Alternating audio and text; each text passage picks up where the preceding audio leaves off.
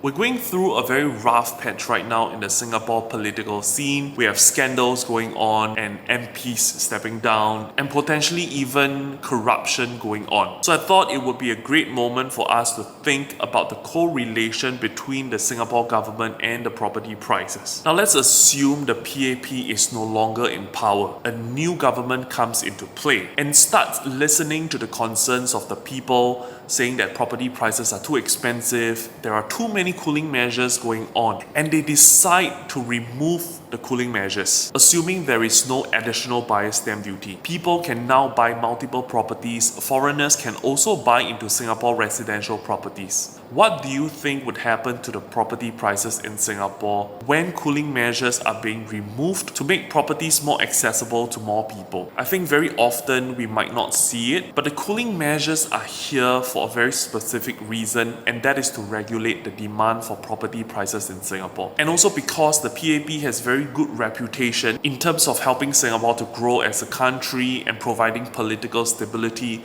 it also attracts a lot of foreign investors to want to come into Singapore to invest their money. And all these are factors putting Singapore on the map and making Singapore a very desirable place for people to want to invest their money and causing property price to grow. I honestly cannot imagine a scenario where a new government steps in, foreigners lose confidence in Singapore, and there are no cooling measures in place to regulate the demand for properties. Things could go both ways. Property prices could skyrocket, or the demand for properties in Singapore could drop tremendously. So, what do you think?